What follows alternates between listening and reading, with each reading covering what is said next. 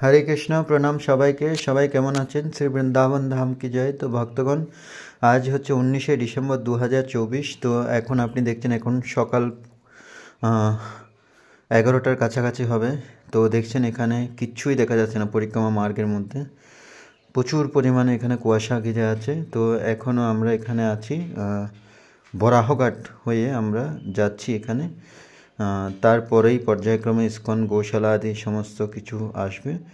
তো আপনারা দেখতে থাকুন, অবশ্যই চ্যানেলটি সাবস্ক্রাইব করে যুক্ত হয়ে যান এবং আপনাদের গুরুত্বপূর্ণ মতামত জানাবেন অবশ্যই ভিডিওটি কেমন লেগেছে।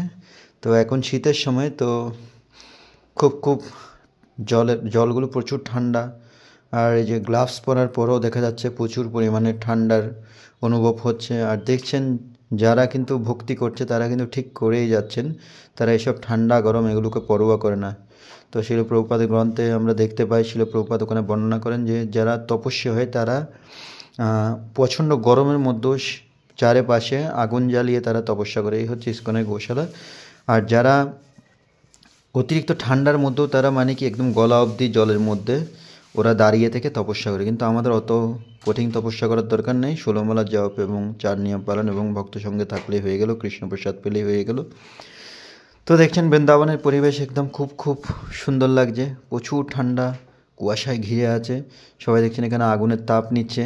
আর যত আগে যাচ্ছি তত ওখানে একদম পুরো অন্ধকার ছেয়ে যাচ্ছে। এখন আমরা প্রায় কালিয়া দেহ, যেখানে ভগবান কৃষ্ণ কালিয়া নাগের উপর নৃত্য করেছিলেন। হরে কৃষ্ণ সিদ্ধি ভক্তগণ, বৃন্দাবন ব্লগের পক্ষ থেকে সবাইকে শুভেচ্ছা এবং অভিনন্দন। শ্রী বৃন্দাবন ধাম কি জয়, রাধা রানী কি জয়, ঘোর প্রেমানন্দে। তো ভক্তগণ আজকে 19 ডিসেম্বর 2024। তো দেখছেন এখানে প্রচুর পরিমাণে কুয়াশা ঘেরা আছে, এই যে টোটো। আর এখন আমি চিরঘাটের মধ্যে আছি, যে স্থানে ভগবান শ্রীকৃষ্ণ ব্রজগোপীদের বস্ত্র নিয়ে বৃক্ষের উপর উঠে গেছিলেন। এই যে পাশেই সেই বৃক্ষটি আছে, এখানে আপনারা এখন দর্শন করতে পারবেন না, কিচ্ছুই দেখা যাচ্ছে না। তো কমেন্ট বক্সে অবশ্যই মতামত জানাবেন যে কুয়াশার ভিডিও কেমন লাগলো আপনাদের শীতের দিনে।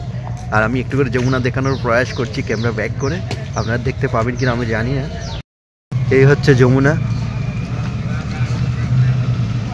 যমুনা মাতা কি জয়। কিচ্ছু দেখা যাচ্ছে না, ওখানে সামনে গিয়ে কোনো ফায়দা নেই, কিছুই দেখা যাচ্ছে না।